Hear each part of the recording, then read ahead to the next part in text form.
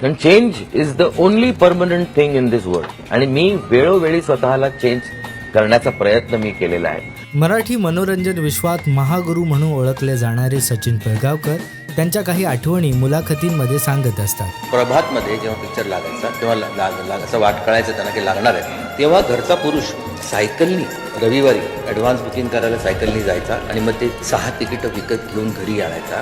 अगदी बालवयातच त्यांनी सिनेमासृष्टीत काम करायला सुरुवात केली. दादा तुम्ही रडता?